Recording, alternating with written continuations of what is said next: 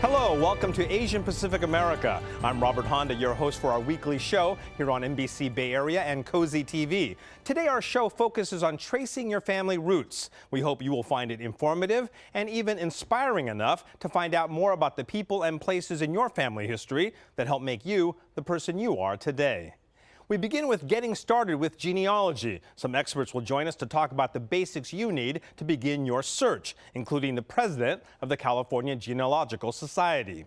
Then, how to utilize the National Archives and Records Administration to track an immigrant's journey. You can use the same resources for your own family. Then getting information from people who are incredible assets, mainly your elder relatives. In some Asian American and Pacific Islander families, elders may be reluctant to talk much. We'll discuss the best ways to get them to open up. And we close out our show with our traditional artistic performances. This time we will have a Bay Area Filipino folk dance group. They will put on a colorful musical show for us here in our studio. Well, trying to climb that family tree can be pretty intimidating as you look up, so let's start with the basics. Joining me right now is the president of the California Genealogical Society, Linda Harms Okazaki. She is here to talk about how to get started, and she has a very interesting example of her research. With us is her husband, Ted Okazaki. It was his family Linda researched in archives here and in Japan.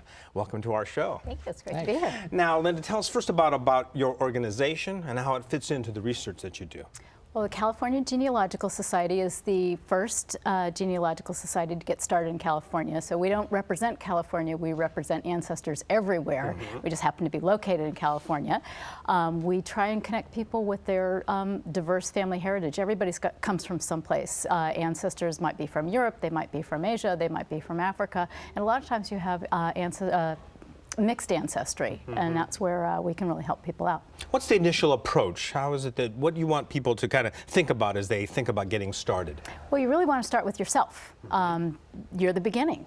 Start with what you know. Write down your birth date, your parents' names, your grandparents' names, whatever it is that you know, and you're probably going to be wrong on some of it, but get started with that. And then the next thing you want to do is interview the oldest living relatives. How many times do you say, I wish I talked to my grandmother, I wish I asked Auntie this question, what was it like in camp? And you don't have those people to ask anymore. So you want to start with that after you've written down what you know. That is really good advice, really common sense. Give us an idea here in terms of the initial steps you took and how Ted ended up being the person that you used for your research. Well, I started with my own family. My daughter was in second grade. I didn't know the names of my great-grandparents. So we kind of started that way. It was a hobby, and it sort of snowballed. And then people kept asking me about Ted's family, and I realized I had to teach myself how to do Japanese American and Japanese genealogy. Took several years, but I haven't looked back. It's really fun. We want to talk a little bit about that search, but Ted, give me an idea in terms of how it felt, not only to be the subject of that, but also what you kind of found out through her research. Yeah, it was very interesting. When I was growing up in Japan, we didn't know much about our family history, and I didn't hear much from my dad or my grandparents. And so when Linda started working on that, a lot of interesting facts and stories that came up that really got me excited as well. It was very fascinating. And the more and more you hear about it, the more and more you want to learn about the family and what their roots are really all about. And I think I always treasure family as a unit, and to me, that's the one thing that brings us all together and gets us more connected. And I have some more feelings and empathy toward my dad and the struggles and experiences he went through.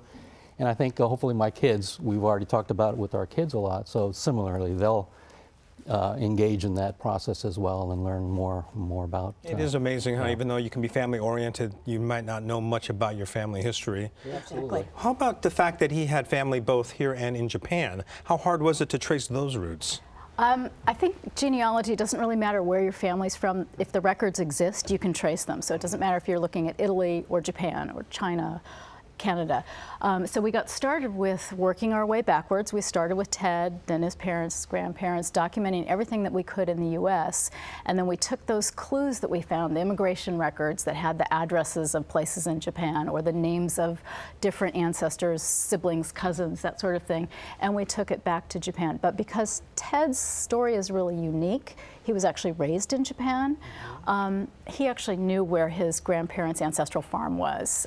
So it helped us a little bit. We also had an easier time with translation because of that. Since we've been helping other people, we've had to hire translators so that we can help people translate their documents. Through the experiences you went through and as well as your research, what's the first steps that people really need to do to make sure they get started? And what would be maybe some of the things that you want to warn them about in terms of as they start? That's good. Start with yourself, work your way backwards, collect any documents of birth, marriage, and death. You're going to need that when you get to Japan in order to get your Japanese records. Then you start interviewing your elders. Then you collect more documents, census records, newspaper articles, that sort of thing. Keep going backwards. Where you want to be really careful is looking at trees online. A lot of people go to Ancestry.com, which is a great resource, and sometimes they find a lot of errors there. You have to be careful. That's very interesting. We're going to continue on with this conversation. You're staying with us. Okay. Ted, thank you very much for sharing your story. Thank you. All right, well, stay with us. We continue our show on finding your family roots with how to use National Archives and other records to help you in your search. That's coming up.